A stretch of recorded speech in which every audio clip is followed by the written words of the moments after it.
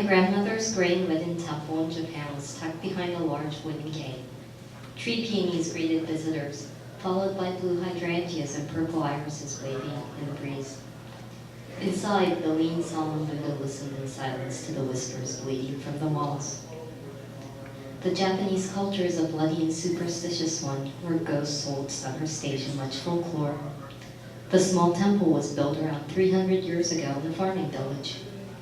Even now, surrounded by rice fields and farms, the area is known as one of the many battlefields where men turn the fields crimson from blood. As a little girl, I spent most of my time at the temple with my maternal grandmother. My maternal family was a long line of Buddhist monks. The morning routine consisted of me bursting from the house, clambering up the stairs to the temple, and calling out to my grandma to hurry while she smiled and carried the daily offerings of rice for the Buddha. I tumbled around on the tatami straw mats inside and jumped at the large drum suspended from the ceiling. My grandmother would set down the rice offering, then I would roll to her side and sit down in front of the Buddha, my palms facing each other in prayer, as my grandmother and I would recite our morning sutra. The temple was my home, and I was never afraid of the building during the day, despite the stories of the floating lady, a figure clad in white kimono that would briefly appear at dusk, or the crashing sounds inside the building on the night of the Day of the Dead. The temple was my playground.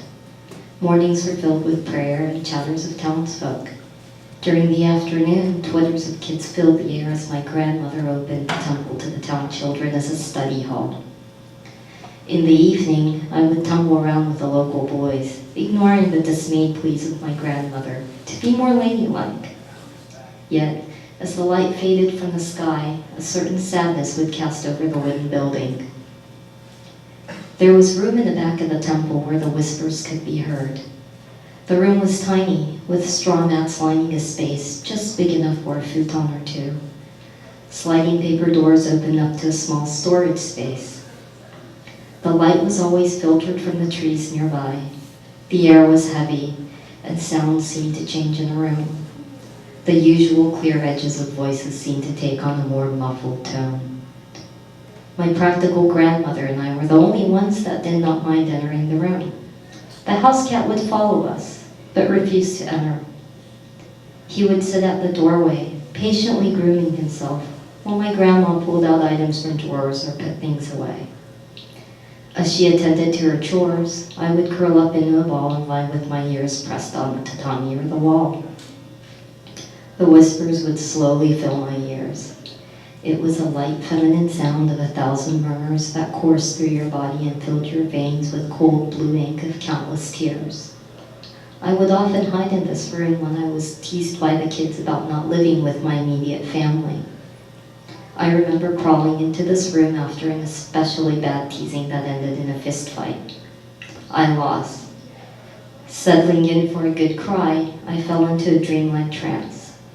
I had a vision of what I was hearing, just this once. 1,000 heads with long, trailing, wet ebony hair and matted cotton, surrounded by a red glow of smoke and fire. Muffled, soft, exhausted cries of women saturated the air. I knew these women would not survive the day. One had turned around, tear-stained and delicate, her hydrangea blue kimono matted with dirt and blood. I felt her burning hands, shaking, damp from sweat, as they slowly wrapped around me. I felt her tears dripping on my head as she shook and held me, stroking my back. I remember smelling wet earth as my face pressed against her chest. Jolting upright and wiping tears, I looked at the house cat, who was intensely staring, his amber eyes following figures I could no longer see. Confused, I ran to my grandmother, who carried me inside to draw a bath and clean the dirt from my matted hair. I never waited for the whispers again. The last time I entered that room was shortly before my move to the States. Reading a book while my grandmother softly spoke of how much she would miss me when I moved, I felt a hand softly stroking my head and playing with my hair. I was engrossed in the tale of a courageous caterpillar and assumed it was my grandmother. A short time after, My grandmother rubbed my shoulder, letting me know it was time to go back inside. She cocked her head, then said, "Who braided your hair?" A small braid hung from the side, slowly unraveling. I was confused. Then I smelled wet earth, with a flash of the woman's delicate face fleeting in my head. I could see the shadows of the hydrangeas gently waving on the paper screen. I thought of her hydrangea blue kimono and her last moments shrouded in despair. She had come to say a gentle farewell to a little girl feeling, for the first time, a loss of a familiar life. I took my grandmother's hand. It was hot to the touch.